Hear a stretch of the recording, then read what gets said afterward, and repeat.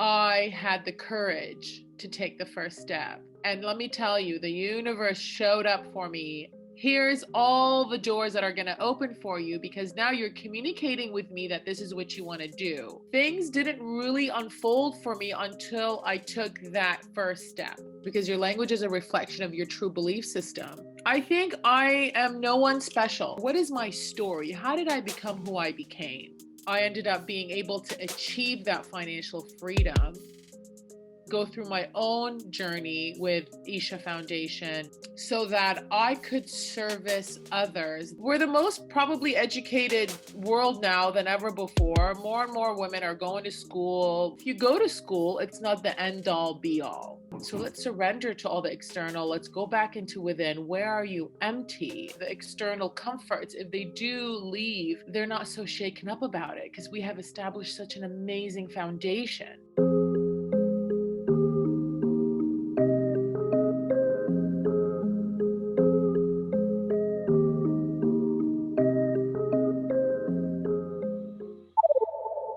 Namaskaram, everybody. Thank you so much for joining in. Today I have Weam tuning in from London. She grew up in Iraq and moved to Canada, and now she's staying in London. And she has been a clinical therapist for more than 11 years. But throughout her journey, she moved from being a clinical therapist to a transformational therapist. And so I really want to know about her journey, how she incorporates spirituality, yoga, and meditation, and also how her life was touched by the tools and techniques that she picked up. So, welcome. Thank you so much for joining. Awesome. Thank you for having me. It's an honor, really. Thank you. So, I want to say that she is the person that put the most effort into making this happen to really think it through. And I'm so grateful for that because you really brought much more clarity to me how much structure there is actually needed to provide value. I mean, yes, we can just record a call and talk about whatever, but if we really want to bring value, we should have some structure in there. So Yeah, um, yeah. I'm a big believer in, not only am I a believer, I'm a knower, I guess, and I'm a doer in intentions. And it's the way I live my life, and it's the way I advise my clients to live their lives. And I believe that goes right in line with the universal abundance and powers to guide you, and that if you accidentally go through life unplanned or unstructured or and unintentionally, it'll be one big accident and you wouldn't know how you got to where you got to. um, but that doesn't mean you can't have fun about it and be relaxed about it. But so yes, I take my work very seriously because I understand that it comes with a lot of responsibility, and uh, deciding that your purpose is to be of service to others and to be of service to show them the abundance of life and to help them manage their lives to the best highest self that they can is an honor, but it should it comes at um, with a big responsibility, and I have to make sure that it's intentionally done well with respect and energy. So yeah, big one in intention leading here. I saw that on your website as well. We transformations where the testimonies just speak for themselves that these people they really shifted the way they look at life. Instead of shifting what's happening outside, they really started to shift what's happening within. And so that's something that you also focus a lot. Can you talk Big about time, that? yeah, big time. I have a saying that I say, from in to out, not from out to in. So our society, unfortunately, because we're just all trying to figure it out, really. Um, we try to seek the external to satisfy the inner, right? We've been trained to seek the physical, and then in hopes that it calms us down, it makes us feel fulfilled. But that hasn't worked, has it? You know, how many stories have you read and heard about people going, yeah, well, I've succeeded financially. I've succeeded, you know, with all the credentials behind my name. I have all these accomplishments, but there's still something I'm seeking that is not fulfilled inside. That's why we get celebrities committing suicide, and we get these people that have the absolute financial abundance and success, as we call it, however you want to define success. Um, and they're still seeking. And so I my work really is also a reflection of my personal progression in my life, and realizing, you know, yes, I was born and raised in a war torn country, and then immigrated to Canada to have a better life and be safe, especially as a woman. And my mom has always been financially successful, though. We've never gone a day without. You know, we had a little bit more of a fortunate life than the immigrants now, the refugees that are, you know, crossing oceans and seas to get to a better place. But anyway, so I came from a family that had abundance, but there was always chaos. There was always issues, and it's like, why can't we be happy? Like, what is it? What is this all about? So I lead with that. My work is, let's look from within. What's going on within? What are you trying really to fulfill with that external? So let's surrender to all the external. Let's go back into within. Where are you empty? And how can we fulfill that? How can we fill that cup? And then eventually, as it shows, almost 100% of the time, once they are fulfilled within, once they are absolutely um, complete, I guess to say, and with an absolute union, that things start to naturally and with ease occur for them externally.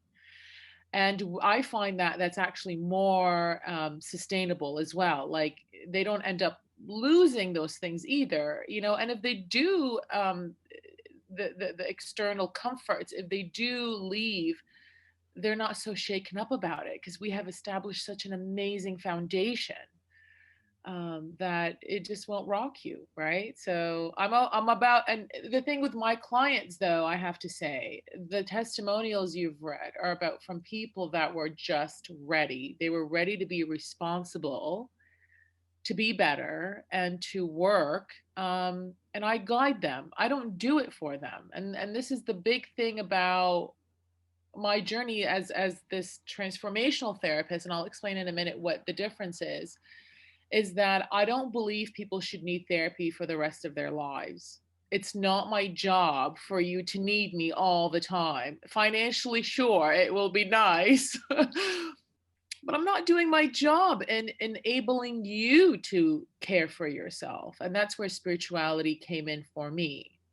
So when I was a clinical therapist for about 11 years, literally traditional clinical therapist, people would come into my office, or I would go to their home, meet them in the community, and it was all Western based. It was all like cognitive behavioral therapy, psychotherapy, also functional therapy. So I combined thought and action. So I was not a traditional talk therapist. And I found that really early on in my work, that it's the individuals that had different, I call them rehabilitation potential.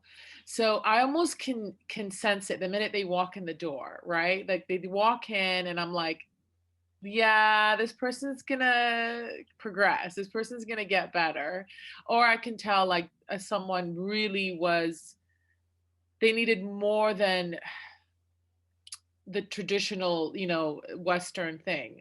I think everybody needed a little bit more than the traditional Western thing. And so I found that the typical therapy that a lot of people were doing in the West was like teaching them coping mechanisms and teaching them how to retrain their brain on how to think more positively or think more clearly. But the ills of the mind still remained.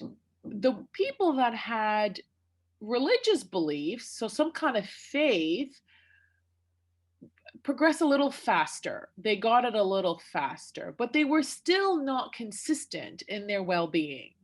They still needed that cheerleader in the background, or someone to kind of still consult with and guide them.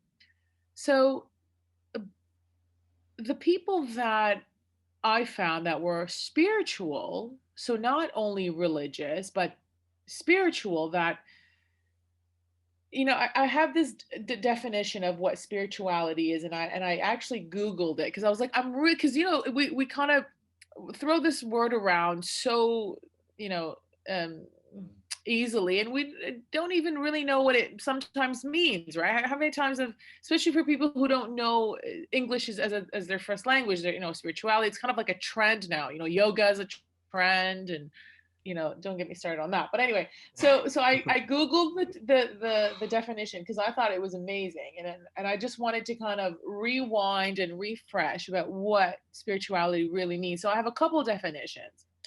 And so spirituality is the quality of being concerned with the human spirit slash soul versus material and physical things. That's literally like the Oxford Dictionary definition. And then one of my favorite, actually, social workers, Brene Brown, had her own definition, and she said, it's recognizing and celebrating that we are all connected to each other by a power that's greater than us, and that our connection to that power is guarded by love and compassion. And I thought, my God, Mm, that's powerful. when you go beyond the mind, which created the illness in the first place, when you go beyond the knowledge of scriptures of religion and your own interpretation of those stories, and then you surrender to everything, and then you connect to the compassion and love inside you, everything becomes one. You are belonging to something greater that you can't really deny. I'd love to And share. so, yeah. I'd Yeah. love. And so I started doing that. I started combining spirituality with psychotherapy. And I have to say, I've had people who were suicidal months before they've met me, um, people that were manic depressive that have lost a lot in their life suddenly come up for a breath of fresh air. Mm, And then I got something to work with, something that just propelled them, and it was magnificent. And so that's when I decided to kind of coin the term transformational therapist.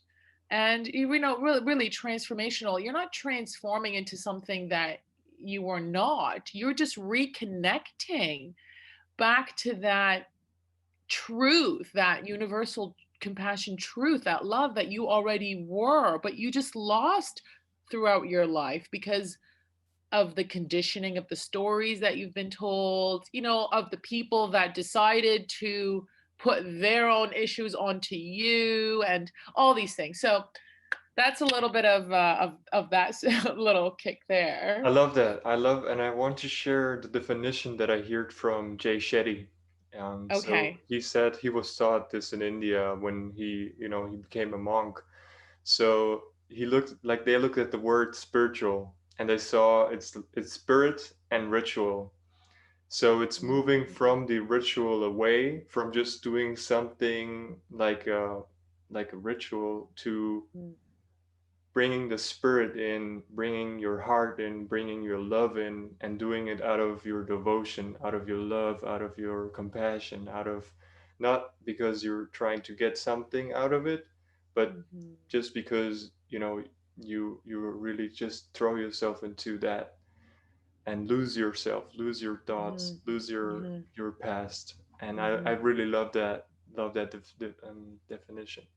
Yeah, I do too. I've never heard that before. That's amazing. I really like that. Yes, absolutely. Yeah, it's surrendering to everything and detaching yourself, right? It's the detachment, as Buddha says, right? It's the attachments that leads to the illness, and then definition and identity of who you are. So then your state of being is absolutely vulnerable and shaky because it depends on an external source which you can't really control. Mm. So it's very dangerous to live like that, but I think a lot of people don't know where to start. They don't know, and that's where I come in, and I guide them, and I have this objective, non-personal um, perspective that I give them, and if they're ready to do the work and dive in, then they're absolutely enlightened. Yeah, yeah. Well, So so I would love to know about your reason or the intention behind becoming a therapist. You know, what, yeah, and then how the journey of being a therapist turned into a spiritual longing. yeah, sure, okay. It's a very easy question for me, really. I mean, ever since I remember when I immigrated to Canada at the age of like 12. um, I was so thankful. I had so much gratitude for Canada to welcome me and to give me an opportunity and safety. My God, like remembering I was like, "Oh, we don't have to have the bomb alarm anymore. Like we're not listening to that anymore." Like I was just so thankful that I wanted to give back in my own way. I was like, how can I say thank you? Right. So it came from before I even knew my purpose, it came from a sense of gratitude. I was just so thankful that I wanted to give back innately without even wanting more because I've already gotten safety, which is a basic human need, by the way. Like security and safety is the most basic human need. If we don't have that, forget it, nothing else really matters, right? So anyway, I said, oh, I'm really thankful. And then a few years passed on, and in high school you're supposed to know at the age of like what, 17, like what are you going to do for the rest of your life? And I'm going, Yeah. oh God, I don't know, I'm just hanging out here, I just like to play basketball and maybe date some boys, whatever 17-year-old girls want to do. But I just remember always knowing I loved how I made people comfortable, how I made people laugh. This is me, by the way. I'm just like always smiling and like I'm just like okay, and I got like a high off that, like making people feel better. I'm like okay, maybe my abilities, maybe like what I want to do is help people. Okay, well, how does that work, right? And because I was so into sports, I've always been an athletic person. I delved into physical therapy initially because I thought, oh, I'll just help them with physical therapy. Like it makes sense. And then after going to school for physical therapy, I remember for the first 2 years, I remember going, nah, there's something more connected than just physical therapy. Like there's more things that affect the physical well-being of someone. And then I got really into psychology, and I was like, oh, and then I realized that they're really connected, right? And but they didn't really push that into physical therapy school. So then I found another another profession that got me into doing both, and so that's what I call functional therapy. It's originally called occupational therapy, but then within occupational therapy, you can do anything you want. You can do mental health, you can do physical health, you can, it's basically retraining people back to get back to their life. And so that fascinated me. And that's kind of like how I started. So I just slowly gave myself some time and I said, what am I really good at? What I really love doing? And then it came out in different art. And I said this to you the other day as we were, personally talking. And I said, you find what you really want to do or your purpose by scaling back and just asking yourself, what am I really good at? What really means something to me? And at that time, combining the two and trying to figure out how it materializes. And But also, I think what's more significant is that you allow whatever materializes change over time, depending on where you are in life, right? Like, I had to be a clinical therapist in order to realize what I've realized in order to do what I'm doing now, online, touching. I mean, I have clients from all over the world, and it's incredible. One day I wake up and you have to keep a hold of different time zones, but one day I'll wake up and I'll have a client in Bali and a client in Brazil or a client in California and one in Toronto, and it's just and I look at the map and I'm like connecting the dots, and I go, I really am helping the world, and it's just so amazing. And it makes all the studying and practicing and my own sadhanas and my own practices so much more worth it. It's just like that higher purpose. Like, yes, I changed someone's life, and that is nothing sweeter than that, I tell you. Nothing. Yeah. No. That's wonderful.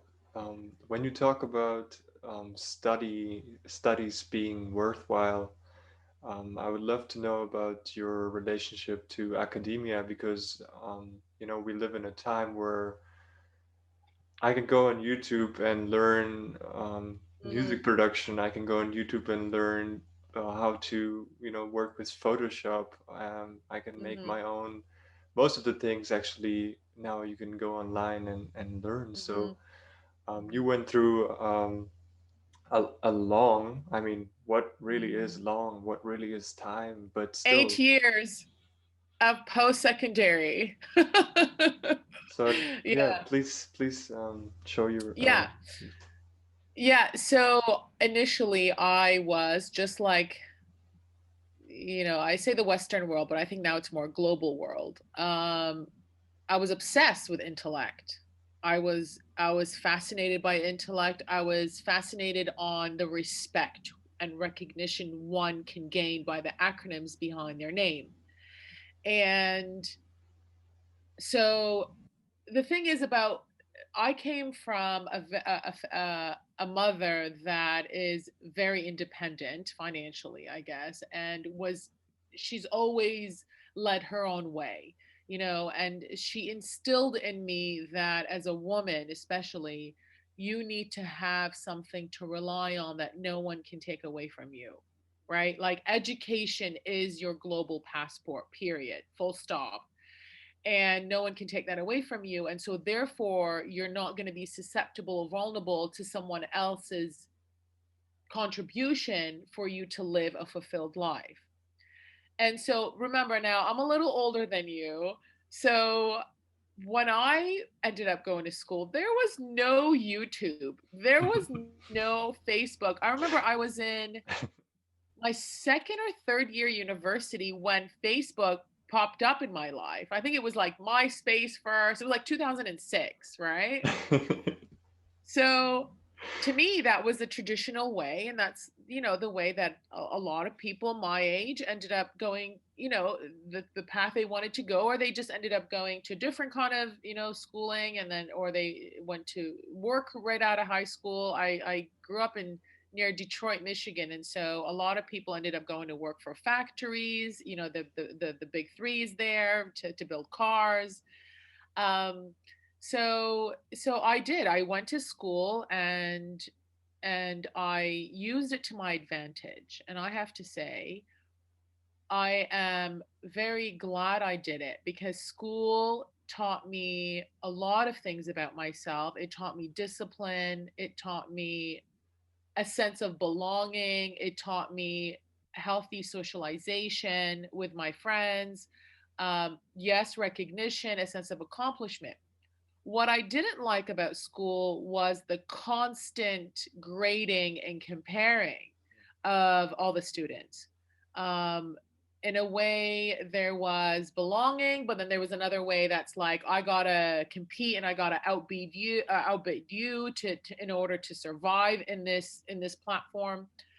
Um, and I feel more confident having someone's mental health or well-being in my hands, knowing that I have studied what has been studied before me.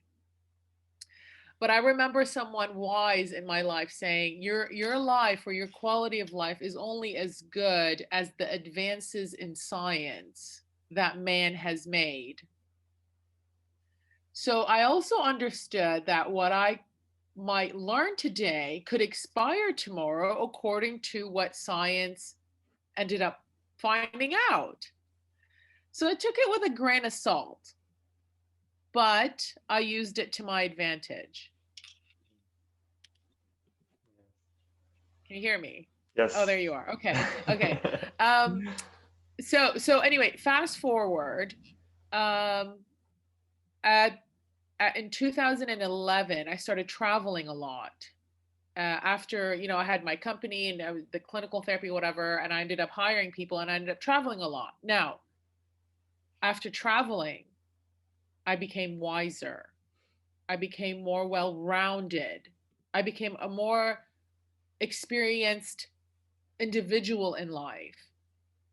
And that's when I realized that the knowledge I've accumulated in school was great in terms of my assets and my faculties, but it was not the whole answer. And that in order for me to be a complete individual, it's important to have both. And actually, the some of the work that I do now comes from wisdom of living my life and going through the spiritual journey and traveling to India and traveling to Bali and meeting all these different kinds of people and getting really out of the zone that was comfortable for me and familiar, and who I became from that. I remember in India, I was sleeping in, this was like 2 years ago, actually. I forced myself. It was not at Isha. Isha would never have done this. Um, but after Isha, I went to a different ashram to do a different kind of yoga just to try it out. And I remember thinking, okay, I'm going to take the most basic room where I have to bring even my own towel, and I'm going to see who I become after that. So I'm an experiencer. I believe in experience. And I remember waking up one night and there was the biggest cockroach I've ever seen in my life. And I thought, I'm finished. Like, I'm done. I started crying. A grown woman, imagine crying. And so in India, that's normal. Cockroaches or whatever, they're cockroaches. I mean, I'm from Iraq as well. I mean, we have them there so many times, right? And this was a chunky cockroach. He had been living there for a long time, and he's looking at me like, why are you in my room? um so anyway, I ran at it because I don't want to kill any living being now. I really appreciate even the ants. Where I am in my spiritual path. But anyway, I called real quick the yogi that was teaching us, and he just laughed at me. He goes, here you are, this person, you're scared of this cockroach. But anyway, going back to your original question was, education is important. Yes. If you're going to go and have surgery, you're hoping that your doctor didn't learn it from YouTube, right? However, 2 points. Um, it's not the only thing that an individual needs to immerse him or herself in. It does not complete you. It accumulates knowledge, which is great, so that you have a skill. It does not make you a joyful living being that is wise, from my experience anyway. Now, combination of those two is the absolute brilliance, I think.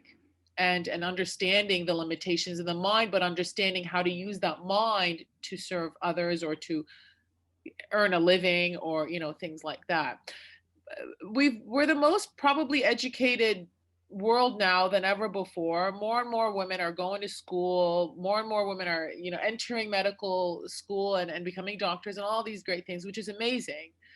um, but this is when I say you can also improve yourself and become an asset to the world by training yourself like you're saying, like you can learn so much on YouTube, you can learn so many different things, and like me, work online and have clients privately pay you for your projects and your job, and you don't need to have something like that behind you. I think it just depends on what you want to do, but understand that if you don't go to school, or if you go to school, it's not the end all be all. And we need to stop obsessing as a society with this obsession of about intellect, because I think now the intellect is making people suffer more than ever before. We don't know how to empower the mind and lead it and have it lead our lives without shutting it down and having a peaceful life. Now we are, the victims of our mind versus the controllers of our mind. And so I think you need to just step back and understand that it's not the only thing, but it's important too, if that's what, depending on what profession you want to go into. I love that. But I love. that I makes want any to. sense. Yes, absolutely. I would, I would love to add on that. So the intellect is not the ultimate, but I would love to know how you incorporated, um, spiritual practices, or how, Mhm. just at some point you felt like, something is missing. I Mhm. may have a wonderful job, I may have a wonderful partner, I have a Mhm. nice car, I have a nice place to stay, Yeah, but there's just this longing is just never ending. So yeah, yeah, yeah, yeah. yeah. So I don't know. We spoke about this as well. Dr. Gabor Mate, and he developed this. He's brilliant physician, actually, that survived the Holocaust and ended up immigrating to Vancouver when he was very young, and he's dedicated his life to working with individuals that have trauma and addiction issues and all these things. And in the compassion inquiry methods, I took the course, and you have to be trained in it to become a practitioner. His definition of suffering is knowing that there is something greater out there and not being able to be in touch with it, you know. And this really made me realize at the end of the day, we all want the same thing. We want to reawaken that love that actually created us. Beyond the physiological birth of our mothers, beyond the identity of our family members and our culture and the stories that we tell ourselves, which ends up entrapping yourself. And so I understood that people continue to suffer when they continue to identify with something lesser than that greater thing that is out there. You know, that soul or that spirit or that thing that makes you breathe without even you trying, that life, the vibration of life and the abundance of that universe that literally created you. As Sadhguru says, your mother did not create you. You came through your mother. There's a higher intelligence. It's the disconnect from that intelligence, not intellect, intelligence that creates suffering. Mm, And so I was totally confused. I was a successful therapist practicing, the traditional ways that therapists practice and helping people. And in 2018, I said, I can't take it anymore. This noise is getting so loud. This message is getting so loud. I have to go and follow it. And pragmatically, what I thought that was just to leave Canada with, a suitcase and get a one-way ticket somewhere. And fortunately, I had some savings, and not that much savings where, I would not have to figure it out for a longer periods of time. But I just said, you know what? I can't ignore this voice anymore. I can't ignore it. And I know it's not going to happen in my natural environment that created the identity that I've been creating.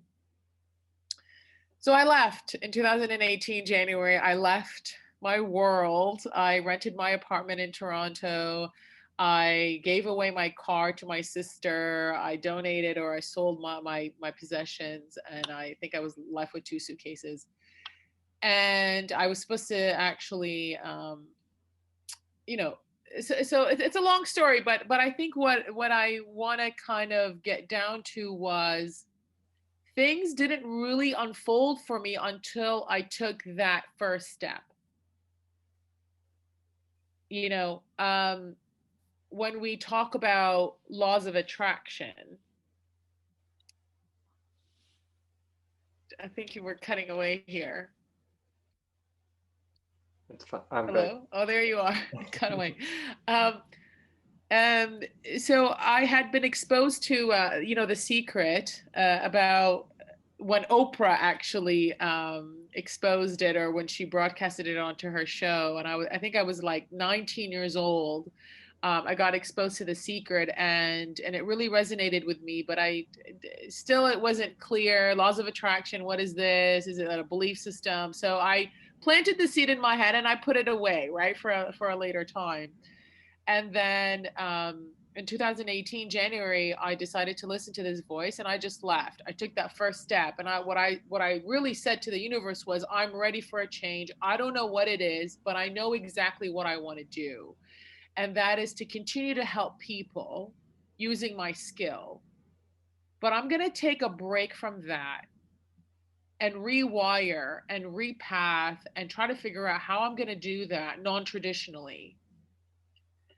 And so the rest is history. After the first step that I took, things have been unfolding in a miraculous way, to the point now where I have created what I wanted, and that was financial freedom in other aspects, like through different things in my life. So basically, passive income, so that I could service others that might not technically or usually afford therapy or guidance. And in 2 years span, I ended up being able to achieve that financial freedom, go through my own journey with Isha Foundation, volunteering with Isha, being initiated in inner engineering, Shambhavi Mahamudra, and doing different kinds of yogic practices, basically fueling myself up, preparing myself in order to come back onto the screen and service others. And because I have passive income through other streams that I've been able to develop through the abundance of the universe, how things unfolded, I am now in a position where I don't turn down anyone according to their financial situation. To me, that is the most unjust thing someone can do, knowing someone is there and you can help them. But because of, you know, how their life has unfolded or other things that have happened in their past and they can't afford you, you're now again saying no, you're another door that's closing on them. And so but that couldn't have happened for me and for other people if I did not take the first step. Mm.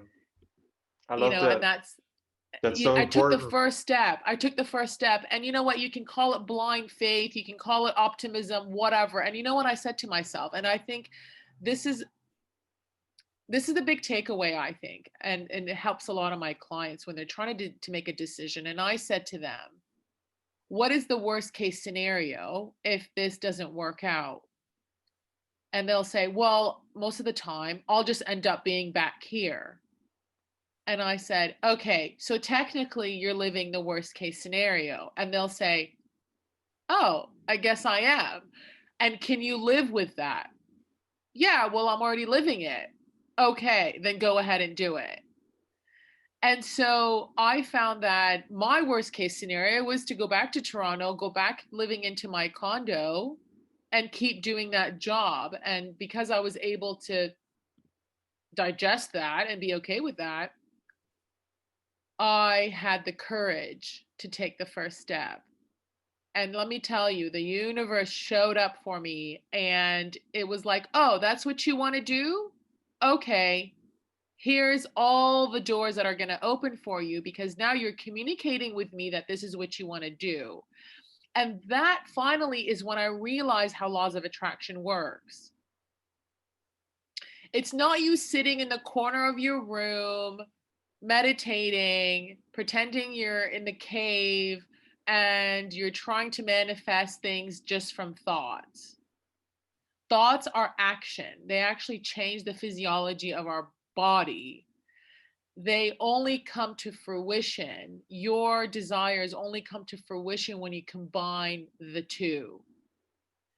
And I experienced that hands on. Like the things that have happened in 2 years' time probably don't happen in most people's 10 years' time. And I'm not saying this from an egotistical perspective. Not really. I'm saying it to make people realize you just need to take really the first step and you don't need to know how things are going to unfold. You just need to know what you want and you need to be very specific about what you want. I was very specific that I want to help people regardless of their financial status, period. And I got to do that. And I was also very specific about how to do that or what is going to happen to do that. And that was passive income. Done.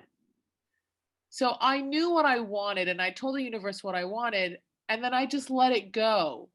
I said, my job is to know what I want. My job is not to know how is going to happen.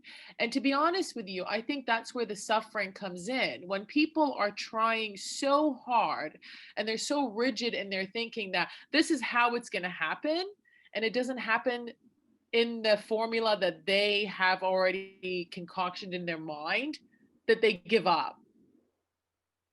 But that's when you actually need to surrender and you need to stay in touch with what you want and then let literally go for the ride, right? So that's kind of like, I don't remember your question, but that's how I ended up. I love how you brought it together because you said you started out doing physical and psyche, Psychological, both of right? them Yeah. integrating, and now you're coming back to basically your roots, saying, "Here I am, not just thinking, but also acting." And I find that really, really important because, we hear all the time, if you want to manifest something, you have to visualize, you have to create a thought, and the thought will create the vision, and then you have to back it up by emotions in Mm-hmm. order, to really feel that Mm-hmm. whatever you want to manifest is already happening right now. But Mm-hmm. then you actually have to make the step and act in order for it to happen, because for you to attract, it's in the word attract, you have to Mm-hmm. act. So I really love how your passion, how your journey kind of molds together and comes, through you, through your work as a therapist, just sharing out of your own experiences, not Mm-hmm. sharing some beliefs, not sharing whatever worked for you, and that's Mm-hmm. super powerful. Mm-hmm. Mm-hmm. And thank you. That's very nice for you to say. Thank you. Um, I think I am no one special, really. I mean, I think I've just have had the awareness of what this is all about, and I've paid attention. And I just try to tell people just to do that because we see the world according to the level of our awareness, which also changes all the time. It's a skill, right? Like if you can just give yourself the respect and the love and the time to sit back and tune in and just check with yourself all the time, to realign yourself to say, all right, how can I intentionally and consciously travel this journey and not compulsively and accidentally, it comes natural. And I think that's why most of my clients really relate to me. A popular saying to me is, God, I feel like I've known you all my life. It's not that they've known me personally all their life. It's not that they've known my story all their lives. Is that they feel the human beingness in me, which lives in them. When the ego surrenders and the identification of the external surrenders, there's just one energy that's exchanging between everybody. Mm, And if I can bring that into their presence and they can bring that into the presence of someone else and someone else and someone else, what a gift. What a gift, right? And so that's what I'll just say. I'm no one special. I've given myself time to just tune in and pay attention, and anybody could do that, mm. right? But So, yeah, I wanted to add one more thing. There's some, you and I talked about this a little bit earlier on as we were prepping, like it or not, we were prepping for this session. Um, you said something about I don't know what term you called it, when people like um, throw spir- the word around because it's cool. It goes back to like the cool words, the trending words like spirituality, and people not really knowing what that means. So what was your story? I wanted to kind of, yeah, spiritual talking. spiritual People, talking. yeah. So no, no. It just again coming back to what you were just talking about. Instead of acting and making use of the tools which are out there, you're just trying to work with the mind, and the mind is very malleable. You can make it any way you want, and that's even proven by science. People like Dr. Joe Yes. Dispenza, they work with this Yes. all the time, like getting people out of their wheelchairs. It's and just through meditation and visualization, you can do a lot of things. But Mm-hmm. depending upon your karmic imprints, depending upon your past, Mm-hmm. on your Mm-hmm. conditioning, on whatever maybe limiting beliefs that you have, it really depends. And so nowadays, what I see is, a lot of people come on YouTube and say, I'm guided by angels, I'm guided by spiritual masters, and Mm. they kind of, walk you through these very simple teachings.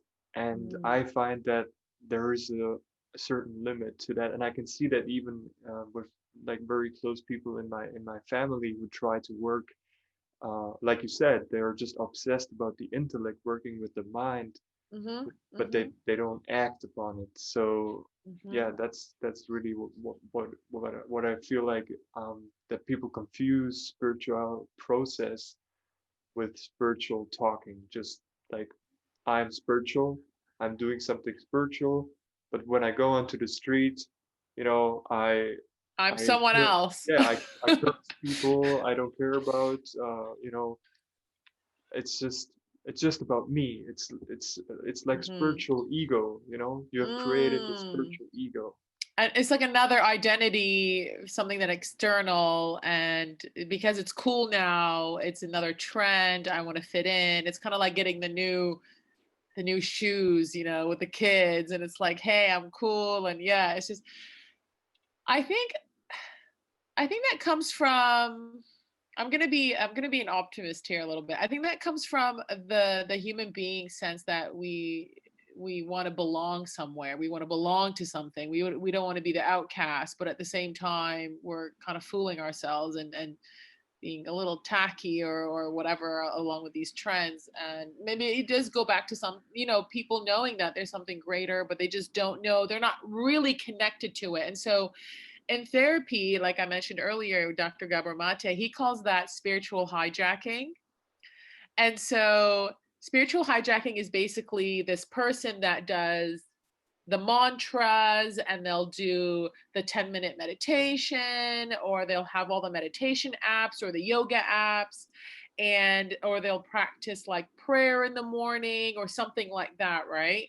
um, but then out of that 12 minutes, they're like unaware, compulsive, living with emotional instability. Like one thing goes wrong, and then you're just kind of like all over the place. And then, not being able to control the intellect either, like being controlled by your mind, and not really connecting with your inner being. And so that's when my work kind of also goes in. And so I just remembered your question. I don't think I answered it earlier about how I incorporate spiritual practices with psychotherapy. And so 100% of the time, I don't just talk to people about their story. Um, 100% of the time, I always combine an action based spiritual practice. The current popular one I'm doing is Ishakriya. And because it's attainable, it's sustainable, people can't deny that they have 12 minutes to give me, or their higher self, right? It's not really about me anyway, right? Um, and so it's easier to do when someone's already coming to therapy saying, okay, I'm going to be responsible now. Because going to therapy is deciding I'm going to be responsible for this person I'm going to become, and who I want to be. And so it's easy to get them to do that. And I have to say to you, a few of them actually went on to be initiated in engineering. A few of them actually went to the Isha Center in India, and it all started with Isha Kriya. And it's been such a blessing to even talk to them about Sadhguru and all these things. Um, but they people, I find, and this is where I really needed spiritual practices to evolve them, because psychotherapy, or what we were doing in the clinic, was great, and it helped them understand themselves. It helps them understand, oh, why am I triggered by this? Or what is my story? How did I become who I became?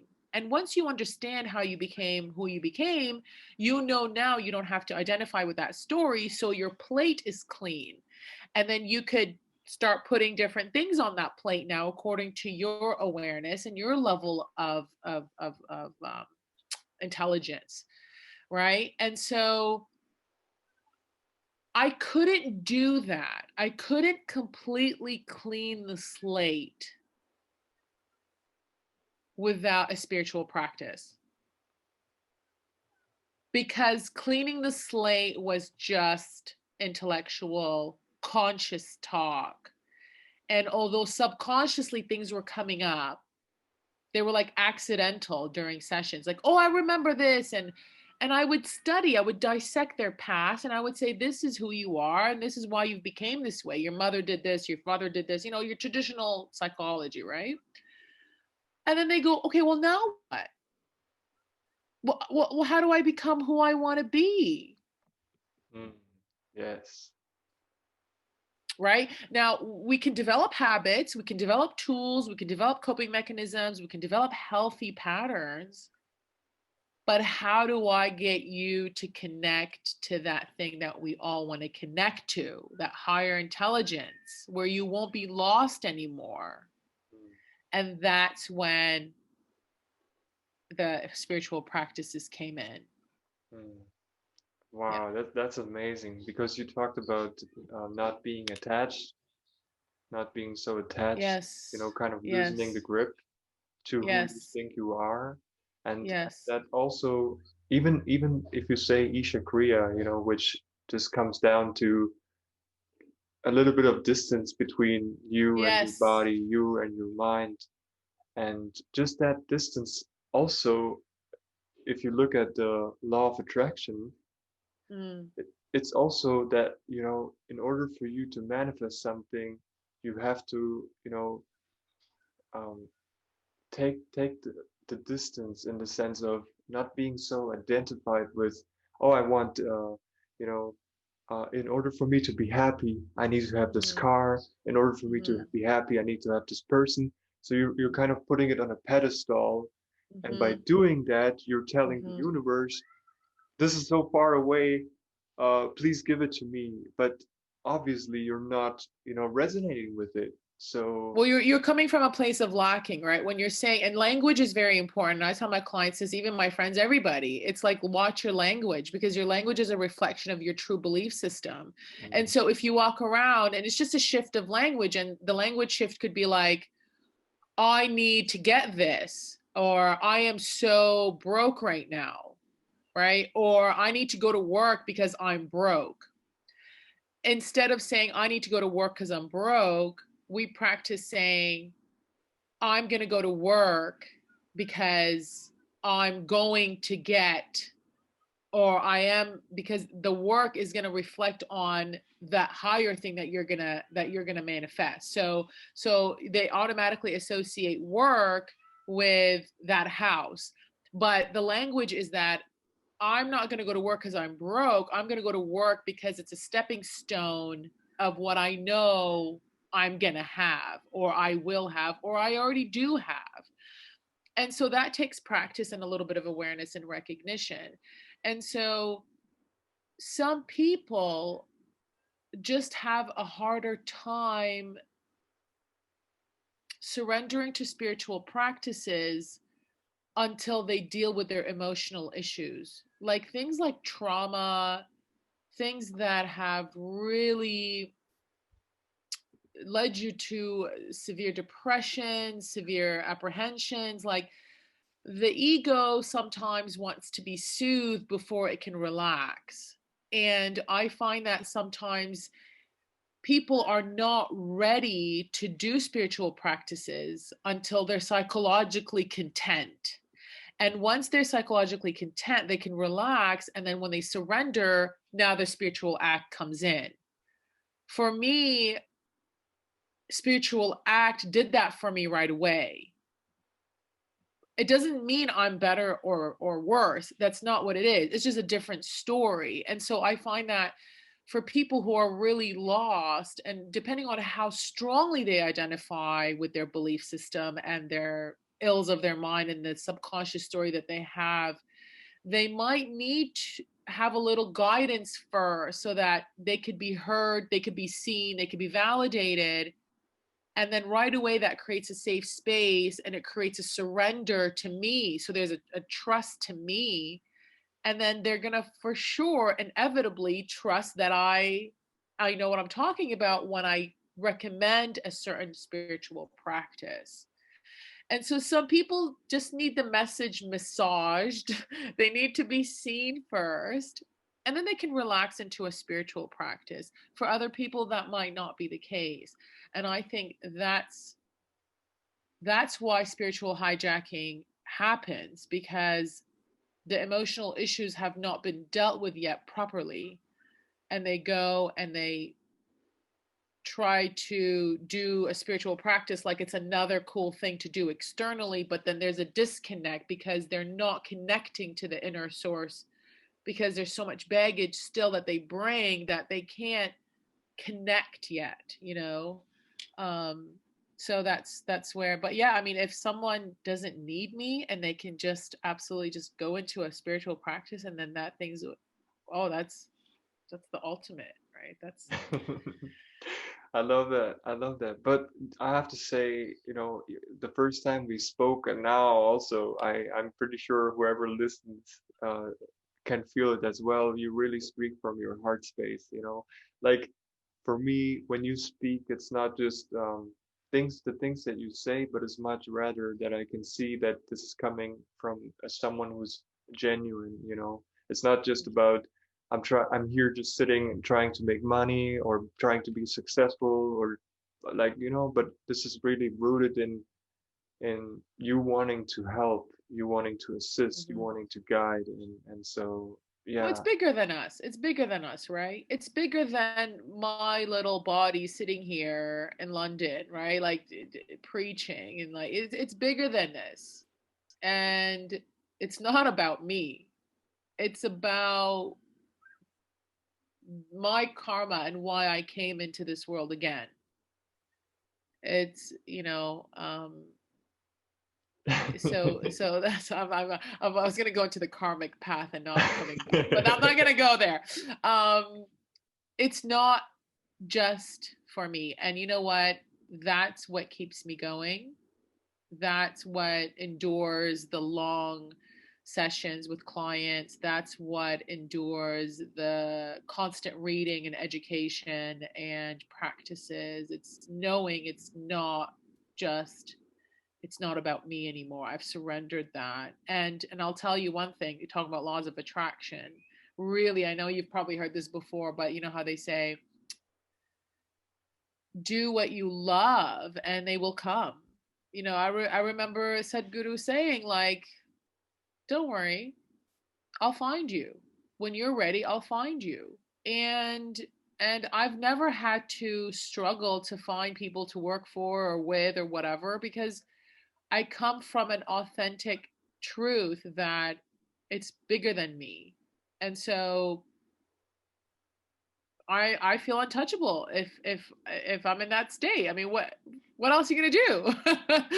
I'm not threatened at all at this point. So it's way bigger than us, and if we realize that, it connects us. I remember, I heard Sadhguru says it's not until he goes to the mountains, and he was speaking of the mountains one day, and he said it's not until you realize how small you are that you realize how big you are. Let that sink in. Wow. And I will end with that.